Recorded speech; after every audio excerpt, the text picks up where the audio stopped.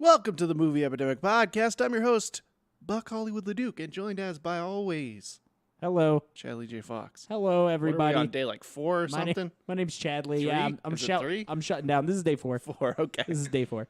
I'm shutting down, guys. I'm shutting down like a robot. Getting pretty tired over here. I'm doing okay Just today. kidding. Just kidding. I feel pretty good. Yeah. I was feeling fine today. Yeah. Hey, Podcast Spot 5000. Oh no. Hey, Okay. boys. Okay, I regret it. Go back to sleep, please. I beg you, go back to sleep. Do you guys like Satan? Yeah, a lot. Hail Yeah. Satan. Okay, perfect. That's fantastic. Can you tell the listeners what we're watching at the 4th day of Calgary Underground Film Festival? Yeah, I can actually. You're going to be talking about the Baja Men documentary called Who Let the Dogs Out, of course, because that's their one song. Yeah, why wouldn't we be talking about that is the real question. Absolutely. You're going to be talking about Hail Satan, the new Penny Lane documentary. Yeah, awesome. What's that about?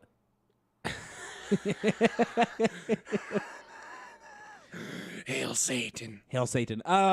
And what else are we watching? A little movie called Them That Follow. Them- That's it. Them That Follow. Perfect. All right, Podcast Spot. Why don't you smash that theme song, please?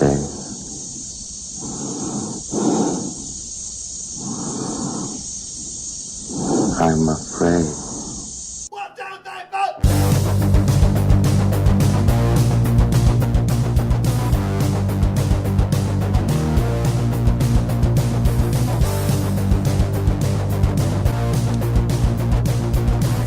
Why don't you play us something, baby?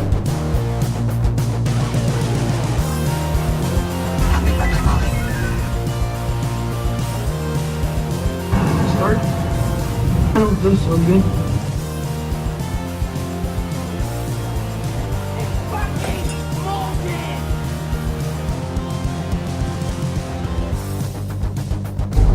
You can practically see it from here. What? Satan. Welcome to the Movie Epidemic podcast. Of course, as always, I am your host, Chadley J. Fox, and we are doing... Are you having a lot of trouble remembering your fake name these days? Yeah, I've got a few different pseudonyms. I got a few different handles. So today I think I had a podcast bot bit ready, but I forget what it was. Okay, that's all right. Don't worry about that. It was the 4th day of Calgary Underground Film Festival. Tons and tons of fun out there today. I was there at like 3:30 in the afternoon till I don't know 11 at night. So I was there. Well, buckle up because it's going to be even worse tomorrow and then also the next day. Yeah, Saturday is going to be the worst one for sure, but also maybe the best one. I don't know. Maybe a lot of film. Yeah. Oh God, just so much. I remember when we did the docs one and we were doing like 3 a night, and even that was like hurting That me was pretty too much hard. for you. Yeah, even that was But hurting you are me a pretty weak hard. man. Yeah, that's true. That's true. I'm a very weak man. I have very thin bones. Very thin bones. Like when Bane breaks the back of Batman and throws him in that hole, that's like you every time you go to a festival. That's correct. Oh man, I was born in the festival. I was Bathed born in in the festival. Bathed in it. Is that right? Does he say bathed in the darkness at some point? I don't know what he does in the darkness, but I'm sure it's naughty. I feel like I'm he sure it's bathes. sinful. Does he bathe in the darkness? He bathes. Perfect. So let's jump right into it. Before we get into the feature films, there was a really neat short doc before the showing of Who Let the Dogs Out, which unfortunately Buck LeDuc didn't get out to see, but I did get out to see, and it's really, really crazy, and we'll get to that in a minute. But the short doc was called Behind Banana Vacuum, and it was this really weird documentary where they're just interviewing this band. And, like, the band is just, like, saying a regular What are they band. called? Banana Factory? But Banana Vacuum. Okay. Banana Vacuum. And they're talking to this band, and it doesn't seem interesting at all at first, and, like, the first half of this documentary. Because they're just talking about the band. They're like, yeah. How long is this bad boy? It was like 10 minutes. And, like, the first half of it is like, oh, yeah, we got the drummer, we got the bass guy, we got the guitar guy. And nobody's really saying anything of value. They're just saying... just music stuff. They're like, yeah, we recorded the album over a 30-day process, and it's like, okay, you guys you gotta say something. And then, but however, in the first half of the doc, you never see who the lead singer of the band is, and then they all start talking about the lead singer, but you still haven't seen him yet. And they're like, oh yeah, he's a real stickler. Like, he listens to the music all day, and like if he's having a bad day, it's tough on everyone because he gets real crazy about like the practices and stuff like that. And then And then and only then do they reveal that the lead singer of this band is 8 years old. 8-year-old boy. And he also helps write the songs. And so all the songs are like, one of the songs was like, heat the pizza in the microwave, heat up pizza in the microwave. And it's like really stupid shit. And like, he has one that's like, I hate school, school sucks. It's really, really wild. And so for the second half of it, it's really, really crazy, especially because there's like shots of them like playing at bars and shit. Like, That's a funny bit. yeah, it sounds more of an SNL skit. But like, it's a funny joke, but it's a real band. So if you want to look them up, the band is called Banana Vacuum. it's a real band. It's a real band. It's a punk band. Like it's a really weird punk band. That's but funny. I don't know if I'd listen to it. Just what I heard. Like it doesn't sound. It's not pleasant to listen to. Unpleasant. but it's kind of funny just for what it is. They of course had to put the music short doc right before the music doc. Well, sure, it's a 62-minute doc. You got to put something. in Yeah, front man, of it's crazy short. But let me tell you something about Who Let the Dogs Out, man. That 60-minute flies by. It's one of the craziest docs ever. Yippee-yi-yi. Yeah, yippee-yi-yi. So here's the crazy thing about this doc. Is that you had sort of mentioned earlier, I guess Podcast Spot 5000 had mentioned earlier that this is a doc about Baja Men. Couldn't be farther from the truth. That simply could not be farther from the truth. What this movie is actually about is that the Baja Men released the song Who Let the Dogs Out in 2000. And the movie starts there with them releasing the song. And it moves backwards in time because let me tell you something about the Baja Men. What's that? They didn't write this fucking thing. And so they go back to the guy before him and like the guy who supposedly wrote the song. And guess what? This cocksucker didn't write the thing either. So they keep going back and back and back and back. It dates back to 1986. 14 years before Baja Man released this fucking thing. Is that like supposed to be a long period of time? Because like people steal music all the time. Yeah, but it's so crazy how many times this song has been stolen verbatim. Verbatim. And every single person believes that they wrote it. Like that's the craziest part is that every person they talk to is like, I did it. I wrote this song. This is my song. And they always say like the people who came after me are criminals and they're terrible and we should be getting the credit. But then rewind another couple years. And every time they do like a time jump, I'm like, Jesus fucking, no, you simply can't be serious with this movie. The whole movie is also narrated by this guy named Ben Sisto, I believe his name was. And the interesting thing about Ben Sisto is that he has spent 8 years of his goddamn life tracking down who wrote this song and trying to figure it out. 8 years and he could only get 62 minutes.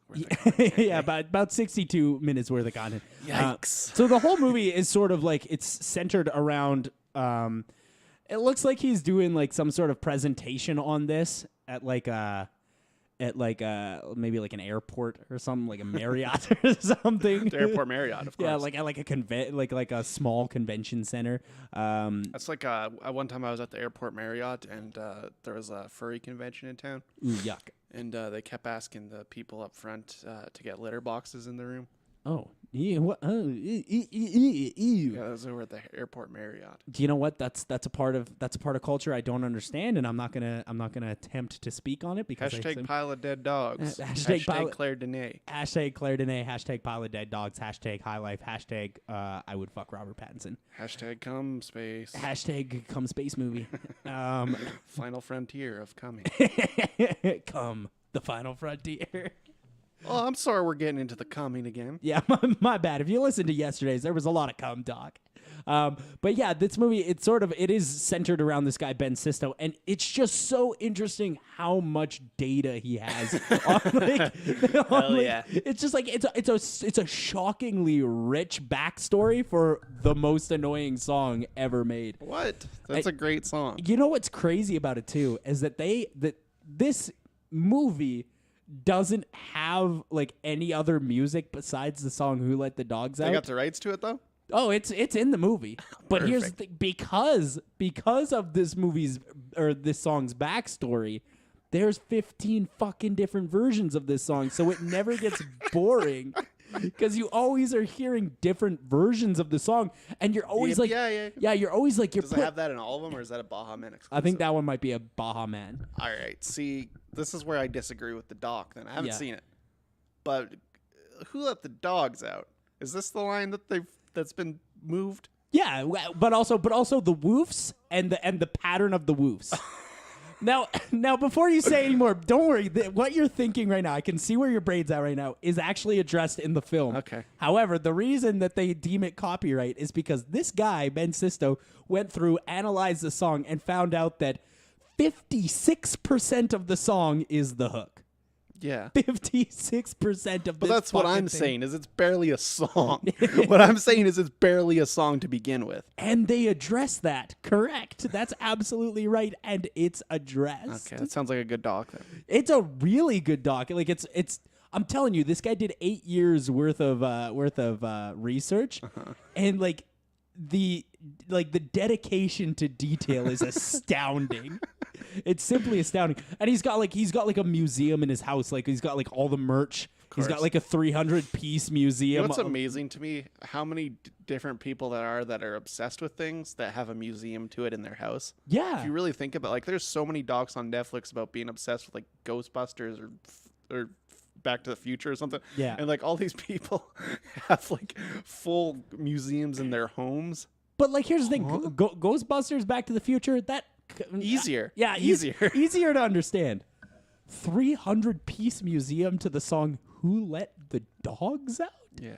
And there's like, he finds shit that like simply shouldn't exist. He finds shit that like I cannot believe he found. Now I remember this song very vividly as Yeah. a child. How much fucking money did they make off of that song? You know what? It really doesn't go into that, because that's not really what the doc's about. The doc does say that the song was popular and that it became like the Seattle Mariners theme song for a Yeah, season. okay. And like it does get into that sort of shit, but it's really not about the money. It's more about this movie is about copyright, Yeah. which is like But- really interesting. There's But also money goes hand in hand with copyright. yeah, that's very true. Why do you think there is copyright? It's to stop people from making money off your shit. But the thing is like the people who sued in this movie, they weren't looking for copyright. They were looking for what's the word I'm looking for? Recognition that they wrote this hook. Okay. And some of them got it, and some of them didn't. It's like when that band sued Led Zeppelin. yeah, maybe. What's the story on that? Led Zeppelin stole every song from a blues musician. Yeah, that sounds about right. But yeah, it's just it's super duper. It's super crazy how far back this goes, and this guy finds footage that just like it's like clearly the inception of this song. Yeah. Like, how the fuck did you get this footage? How did you do this? Like, he's like talking about how like it ruined relationships, like his obsession with "Who Let the Dogs Out," and I believe him. It is sincerely. First of all, it's really, really funny because the guy who hosts it, his name's Ben Sisto, is really, really funny. Brent Hodge, who directed the film, does a great fucking job of really making sure that like, because it is this guy hosting like a conference, but then there is also segments in between where they're interviewing people and they're talking to people and what I love so much is that at the end of every interview they look at the person and they say, "So who did it?" And they're like, "What?" And they're like, "Who let the dogs out?" Hell yeah. Because that is the question. That is the question. And like he goes so far in depth with it. It's like, have you ever seen like one of those what's that show called where the guy analyzes Garfield panels like insanely closely? It was like that.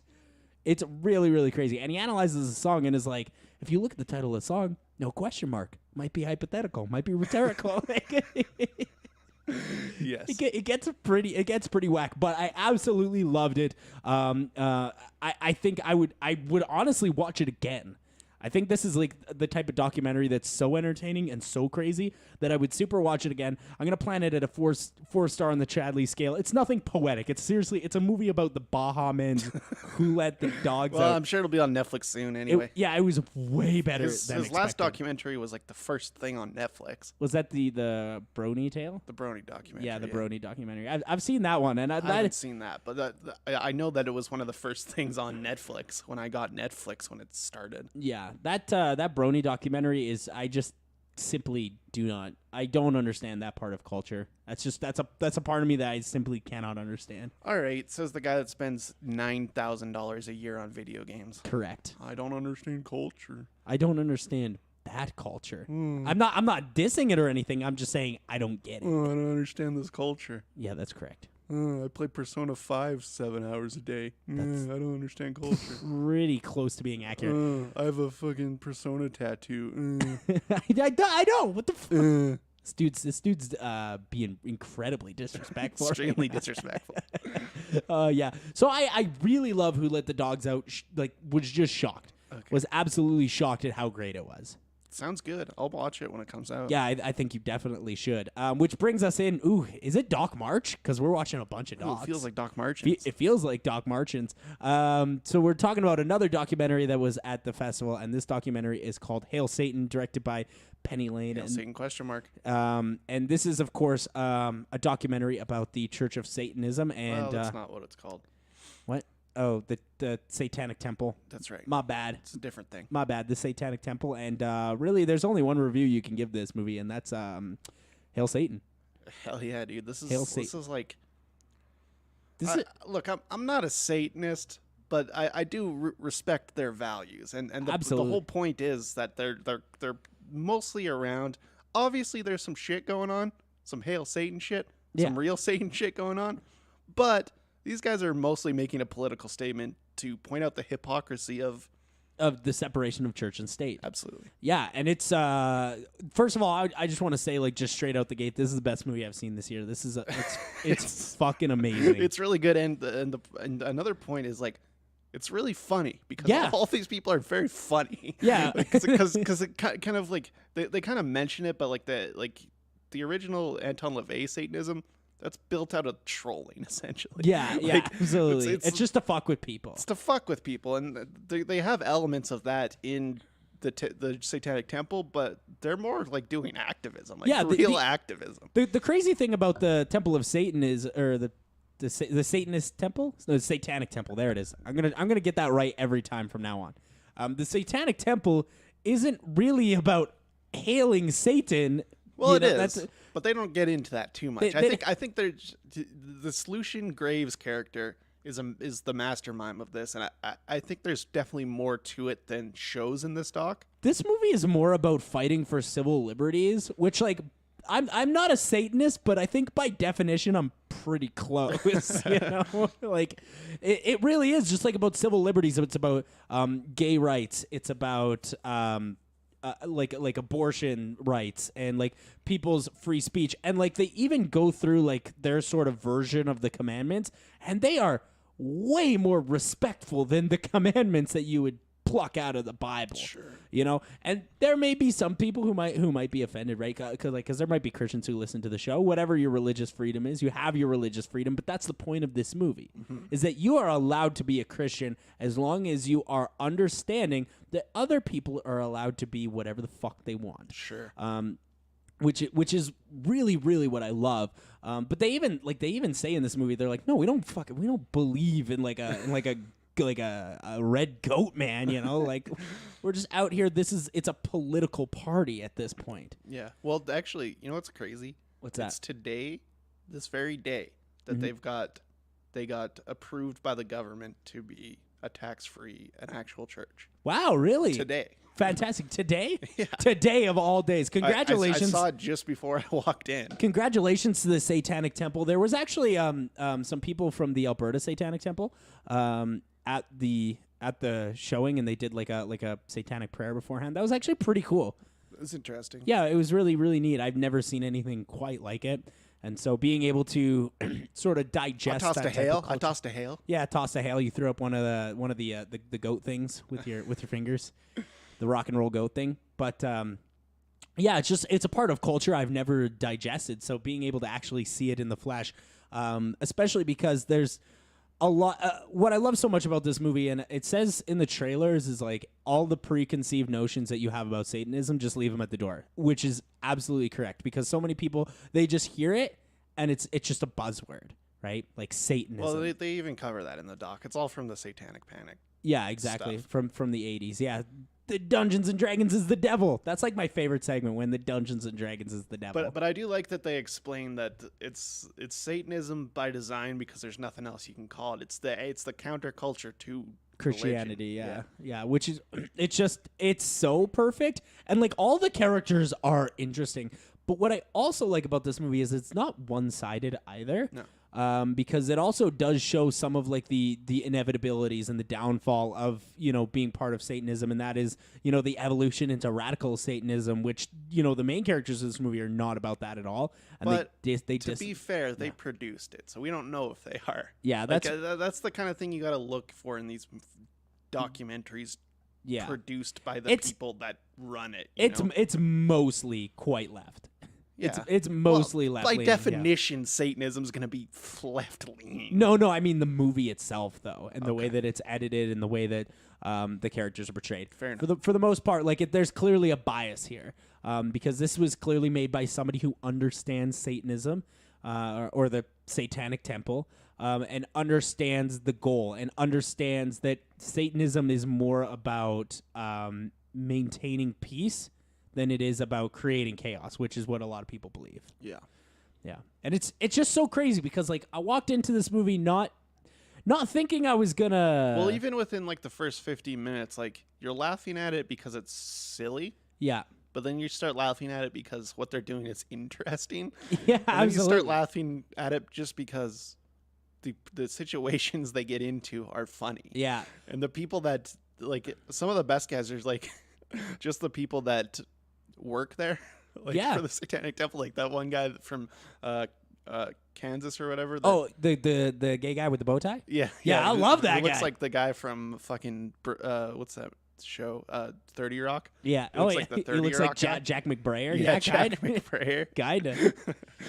Yeah, and like one of my some of my favorite shit in this is like when they are protesting the Westboro Baptist Church by going to Fred Phelps' mother's grave and having gay people kiss over her grave. Yeah, I remember that. I saw that on the news. It sounds vaguely familiar, but to me, what was very interesting is when they showed clips from like news stations, and it's always how the media spins stuff is so interesting. How they're always putting them down, right? They're always like making fun of them. Yeah, there's a lot of editorializing, which is like for that business is insanely unprofessional. Absolutely. And then every time Lucian Graves, who's very good at speaking and knowing exactly what he's saying, he just like dismantles everything they have to say. Yeah, and they always have like this shocked look on their face as if they have no idea to retort, but they're not listening to the answer, and that's what drives me crazy about this movie. Is that Lucian Graves has so much interesting shit to say, and absolutely nobody will listen to him. Yeah, and like the whole point is calling out the hypocrisy. And, of course. And that I respect so much. That's basically my whole ideology of life. I've been calling out people's hypocrisy for as long as I can remember. Yeah, and so much of this movie, like a big bulk of this movie, is about the 10 Commandments that stand outside, like what is it, like the governor house, whatever it's called. What are you state council? I don't know. Whatever. It's a government building, and they place the 10 Commandments outside this government building. Yeah. And so they're like, we want a Baphomet statue. Yeah. They're like, if you're gonna have that, and you're gonna say in the Constitution that people have religious freedom, then put a Baphomet statue there. Yeah. And they fucking build the thing. That's amazing, by the way. Yeah, which it is incredible. It's one of the funniest fucking things of all time. And that's like a great bit too, where they're like, we want our statue, and then we want. If the Hindus want a statue, they should have their statue too. Yeah, let's get Buddhism up there. They're like, we want everybody to have a statue. It's not about us. Yeah, and that's what I like so much about it. Is it's not about them. It's like they have an understanding of freedom of speech that no Christian has. They don't even want the statue up. They don't care. Yeah, they don't give a shit about the statue at all. It's literally just a point. So much so that one in one state they were like, oh, we're gonna take the 10 Commandments down, and they're like, all right, we don't want our statue there anymore, because if the 10 Commandments isn't there, what's the point? Yeah. Because it's all just about balancing the scales, which is so interesting. These guys have such good ideas. just wanna fucking I wanna hang out with these guys. Yeah. Not all of them, but some Not all of of them. 'em. Yeah, not all of them. But like, it's also interesting just to see how if like I ever join this the Satanic Temple, I'm not doing the black clothes thing. I just don't do that.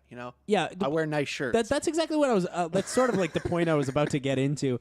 Is that like it's also weird because like some of the people in the Satanic Temple look kind of the way you would expect them to look, and like so many of them, a shocking amount, are just like regular looking dudes. Yeah.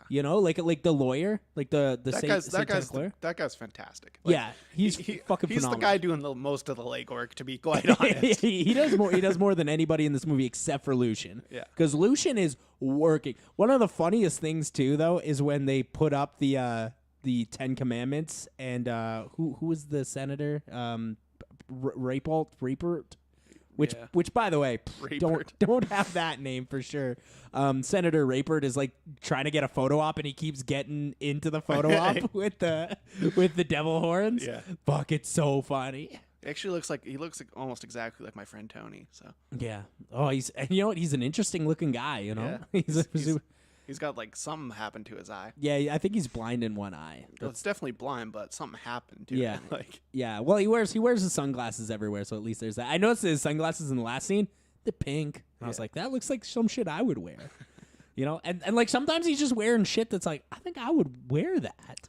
this is a documentary that I think people need to watch. Like it's an important one. Absolutely. It's also an amazingly made movie. It's paced perfectly. There was not a second of this movie where I thought to myself, this is getting too long. This is dragging on. I hope this is over soon. Not a second of this movie did I think that, because it's so endearing and it's so engaging. And I think this is engaging for any audience. I also super love that they talk shit on God's Not Dead 2, because that movie's fucking horrible. Yeah. They talk a lot of shit in this doc, that's for sure. Yeah, dude, there's a lot of shit talk for sure. And they deconstruct like the government and how it handles religion. Yeah, and how kind of religion got co-opted during Cold War, yeah. And even they were mentioning stuff that's like, it's stuff I would never think about, like In God We Trust is on the $1 bill. Why the fuck is that there? Well, we also, Americans do the Pledge of Allegiance before school every day. But like for us that one didn't, nation under God. For us that didn't grow up with something that insane, like with that level of nationalism, Yeah. that seems crazy to me that they do that every morning to this day. Yeah, our fucking $1 coin just has a duck on it. Well, and the Queen, bitch. Oh yeah, and the Queen. Represent the Commonwealth. That's government though. That's government. That's not religion. I agree. Yeah. It's kind of government. It's kind of government, yeah. Hail Satan is a fucking amazing documentary. You cannot miss it. I simply don't think you can miss it. Yeah. One of the best movies I've seen all year for sure. Palin's great. I'm sure she'll make more great documentaries. Absolutely. She's got it in her. Absolutely. This is a 5 on the Chadsky scale. Easy 5. Oh, this is the 5-iest I've seen quite some time. Yeah, for sure. Easy 5. This is better than Her Smell, which was crazy because I thought Her Smell in was a different way. I thought Her Smell was going to take it for the for the crown, for the Chadsky Award, for the Cuff Crown. Yeah. Hail Satan, simply fantastic. What are we talking about next? Them That Follow. Them That Follow, baby. This one's gonna be interesting because I'm given the conversation we had earlier, I think you and I are gonna disagree on this movie. Okay. I think this movie sucks. Oh, I loved it. Really? It's so crazy. That's so crazy to me because it's so boring. However, I don't agree with that. However, it's slow. I like a lot of the concepts of this movie. I just think the execution is awful. Like a lot of the concepts of this movie, it is basically it's like Notebook shit, but with weird snakes added in. I don't know what that sentence means. Well, it's very much like the film The Notebook, where it's like you have this girl who is heavily pushed by her parents to marry a specific person, but she would prefer to marry this other person, and they sort of have to go through the conflict of that. It's not as like fleshed out as The Notebook, but that's sort of the parallel that I drew. That's so much. Like, it's such a common story, though. Yeah, like, it's very true. That it is relatable in that fact. Yeah. Whether or not you're an extremist or not, people have different views. Yeah, that's very true. Performances in this movie are fucking great. The cast is phenomenal on all fronts. Yeah. What's her name? Elgert. I forget what the main girl is. Something Elgert, and she's really good. She plays Mara, the main character. Thomas Mann, dude. I thought Highwayman was gonna sink him, but I think he might be back. Well, no one's going to see this movie, dude. Not a single. We're the most people that will ever see this movie. Yeah, I can guarantee you that. It didn't get bought at Sundance. Yeah, that's a fair point. Thomas Mann is great. Walton Goggins. Woo! God, when you use Walton right, he's just a screaming pastor, dude. Fuck, that's where he belongs, dude. And like every scene with Walton Goggins is like where I'm like, okay, this is the shit I'm here for. And that really is the shit I'm there for. The shit with her friend, I don't care about that at all. Like the shit where it's like her friend's mom has left, and so that I think that's an unnecessary detail. It could have just been her sister. Yeah, it doesn't matter. It really could have been Amy, or the character could have been not in the movie. No, it has to be because Yeah, someone has to tell Garrett, about what's going down. Yeah, all right, yeah. That's script wise, there has to be that character. It doesn't matter who it is, whether it's the mom or Olivia Colman character. It doesn't matter. Olivia Colman also fucking amazing, phenomenal. Maybe the best person in this movie is Olivia Colman. She's an Oscar winner. Yeah. Jim Gaffigan. Now, why is he in this movie? Yeah, I want to talk about this for a sec.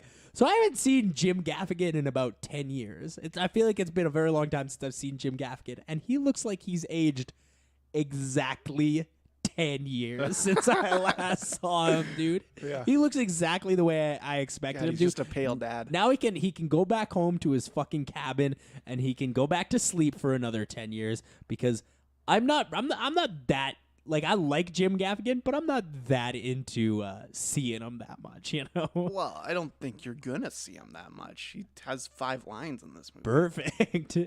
Why are you shitting on Jim Gaffigan? No, I love Jim. I think he's a funny comedian. And just like when he shows up in a movie, especially a movie like this, I feel like he doesn't fit. Like, he's... But that's your preconceived notions of Jim Gaffigan. I think he's good in this movie. That's very true. That is very true. He plays a gruff dad. Yeah. But he's like right next to Coleman, so it's that is tough. That is tough. Yeah. It's glaringly obvious who's the better actor. Yeah, when you have Olivia Colman on screen with anyone, almost hurts because I do love Gaffigan and I love his stand-up and I think he's a great man and I've almost met him. Yeah, that's true. We saw him one time. We saw him in Disneyland. Yeah, absolutely. He was in line for the Safari Cruise or Jungle Cruise. Yeah, with Dwayne the Rock Johnson. Yeah, with Dwayne. Yeah, that upcoming film with Dwayne the Rock. Dwayne the Rock Johnson wasn't there. But no. I'm not saying that. Yeah. I'm saying that Dwayne the Rock Johnson now owns the Jungle Cruise name, I think. Yeah, I think he owns the copyright. No, because you found this movie slow. I found it an intense build up to a very good conclusion, as far as I'm concerned. I think the conclusion is fine. I really don't think that it's worth the build up. It's also, but I do though. It's also dry. That's what I'm saying. It's also and I'm not saying that you're wrong. I'm saying that it's just a difference of opinion on this one. I really don't think either of us is incorrect about this film. However, those scenes where they're whipping around the snakes, I didn't know what that was, but I loved it. Yo, Walton Goggins is a serpent preacher. Yeah, what's the snake church? The serpent church, dude? I don't know, but I'm in. Yeah. There's also like a weird part of this movie that once again it's just like a detail that I don't know needed to happen where like Garrett got arrested because they had the snakes at the church and it just kind of and then he just comes back. No, you need that cuz it's the point is it's a radical fundamentalist church that's doing something completely illegal. Like this makes fundamentalists look fucking terrible, like they should. Yeah, absolutely. Fundamentalists are bad people. 100%. They're bad people. Especially because like there is a part in this movie where like somebody gets bit by a snake and like they get poisoned, by the snake, and the Walton Goggins character is like, if you believe in God, then you will not need to go to a Pray hospital. that venom out of you, we're gonna, boy. We're gonna pray the venom out of you, and I that's just remembered the podcast bot bit. We were gonna lay hands on podcast bot to get the demons out of him. oh shit. We will do that before the end of the night. Yeah. We will lay hands on podcast bot 5000 to get Brian Singer out of him. Yeah. But yeah, That's the kind of stuff I was thinking of while I was watching this. But you know what else people were thinking? What's a lot of shit because there was a guy just straight up heckling the movie. Yeah, I what the don't fuck? care if you don't like the movie. Leave. Yeah. Don't heckle the movie. It can't talk back, but I can, motherfucker. Yeah, this dude was straight up screaming, and then he was like CJ92 rocks, which I assume is like some sort of like radio station. It's a dad rock radio station. It's a dad rock radio station. Here's the thing: is that I don't know if you work for CJ92, but after you've done this, I will never listen to that station again. I have a hunch that he probably won tickets off CJ. Yeah, that he came to this and he didn't like it, so he started heckling it. Yeah, And I told him to shut the fuck up. yeah, you did tell him to shut the fuck And up. if you noticed, after that, the cinema was very quiet because it works. You can't just shush people. They don't give a shit. Yeah. You can't just look at people. They don't give a shit. You have to do some tangible action. Yeah, but, like, tell I'm a him to shut hero the as fuck far up. as I'm concerned. Oh, you are a hero in this regard for sure. You know. Oh man, but then like I think that the movie hinges so much on its performances and so much on like But the performances are so good, though. they are, but I don't think it's enough to carry a movie that's this dry. And it's just dry, like in my opinion. I just didn't take almost any enjoyment out of it. I took some, like there are some scenes I really like, and I especially think that it gets better in the last 20, 30 minutes or so. But that first hour is a fucking hike. It's a hike to get there. I don't know about that. To me, this is a very grounded and very realistic movie. A very realistic portrayal of fundamentalists and confounding different opinions. Yeah, absolutely. And I'm not disagreeing. I just I think know that you're not. You don't have to explain yourself. I think that the narrative just doesn't really work for me. The narrative doesn't interest me at all. So I'm gonna plant this one at a 2-star on the Chesky scale. 4 stars for me. Fair enough. It's not my favorite movie, but if you liked it, it's like High Life. Sure. If you said High Life's a 5, Very similar to High Life. If you said Them That Follow, that's a 5. That makes sense to me. Okay. Dude, Walton Goggins is so fucking good. Walton Goggins like that's is the good. thing. Like he's often misused, but when he's used right, goddamn is he good. Yeah, they fuck it up a lot. And Fuck it up so much. Yeah, they fuck it up a We've lot. mentioned it on the show many times. They fucked it up at Tomb Raider. They fucked it up in... I feel like there was some other big blockbuster he was in right around the same time as Tomb Raider. Probably. And I don't remember what it was, but they sure fucked it up.